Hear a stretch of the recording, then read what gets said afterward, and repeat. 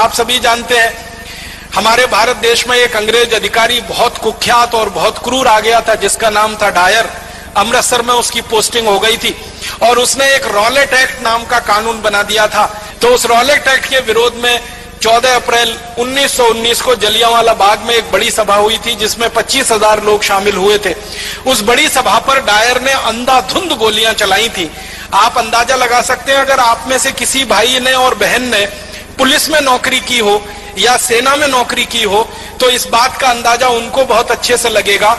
15 minute के अंदर 1650 round गोलियां चलाई थी डायर ने। 15 मिनट के अंदर 1650 राउंड गोलियां चली थी और 3000 से ज्यादा क्रांतिकारी वहीं तड़प तड़प के मर गए थे।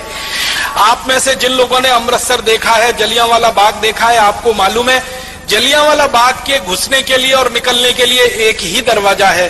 चारों तरफ से वो 4 दीवारी से घिरा हुआ है और दरवाजा भी मुश्किल से 4, 4.5, 5 फीट का है। उस दरवाजे पर डायर ने तोप लगा दी थी आके ताकि कोई निकल के भागने ना पाए। और जलियांवाला बाग में एक कुआं है, बल्कि 2 कुएं हैं, अंधे कुएं के रूप में जाने जाते हैं।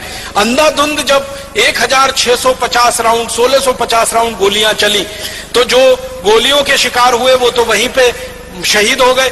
जो बच गए उन्होंने जान बचाने के लिए कुओं में छलांग लगाई और कुआं लाशों से पट गया, मृत शरीरों से पट गया। और 15 मिनट तक अंधाधुंध गोलियां चलाकर हंसते हुए खिलखिलाते हुए डायर वहां से चला गया। रास्ते में जाते हुए अमृतसर की सड़कों के दोनों तरफ जो भी भारतीय नागरिक उसको मिला उनको गोलियां मारकर पीछे तोप के मुंह से रस्सी से बांधकर घसीट कर वो लेके गया था। इसका इनाम उसको अंग्रेजों की संसद की तरफ से मिला था, शाबाशी मिली थी, उसकी पदोन्नति हुई थी, उसका प्रमोशन हुआ था और उसको भारत से लंदन भेज दिया गया था और बड़े ओहदे पर।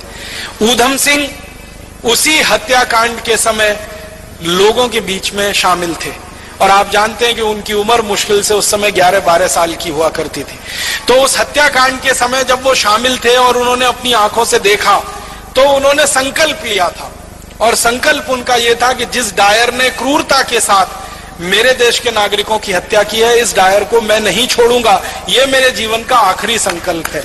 और इस संकल्प को पूरा करने के लिए आपको एक बात और मालूम है शहीद आजम ऊधम सिंह की, कि घर से एकदम गरीब थे, माता पिता का साया उठ चुका था, अनाथ आश्रम में बड़े हुए थे पलकर। माता पिता साथ में नहीं थे, दोनों मर चुके थे। बड़े भाई थे, उनकी मृत्यु हो चुकी थी किसी बीमारी से। अपने परिवार में वो अकेले रह गए थे और उनके पास आर्थिक संसाधन कुछ नहीं थे। तो जब उन्होंने योजना बनाई डायर को मारने की, संकल्प पहले ले लिया और योजना बनाई तो लंदन जाना है, लंदन जाने के लिए पैसे चाहिए, पैसे कहां से आएंगे? तो उन्होंने तय किया कि मैं किसी के सामने हाथ फैलाऊं उससे अच्छा है मैं मेहनत मजदूरी करके पैसे कमाऊं। तो उन्होंने कारपेंटरी का काम सीखा, ये लकड़ी का काम जिसको हम कहते हैं, और लकड़ी का काम करते करते इतने पैसे जमा किए कि अमेरिका गए, फिर अमेरिका से लंदन पहुंच गए। लंदन पहुंच के फिर एक होटल में काम किया पानी पिलाने का, ताकि कुछ पैसे इकट्ठे हों और बंदूक खरीदी जा सके, पिस्तौल खरीदी जा सके। और ये सब काम करते करते शहीद आजम ऊधम सिंह को आप जानते हैं 21 साल लग गए।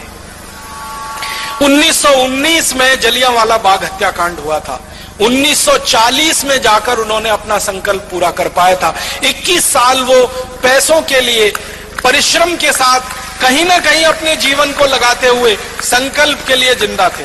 21 साल के बाद 1940 में किंगस्टन एक जगह है लंदन में, किंगस्टन पैलेस, वहां पर जब डायर का एक बड़ा कार्यक्रम हो रहा था और उसको मालाएं पहनाई जा रही थी और उसका सम्मान किया जा रहा था, उस कार्यक्रम में ऊधम सिंह पहुंचे थे और अपनी जेब से रिवॉल्वर निकालकर तड़ातड़ 3 गोलियां मारी थी।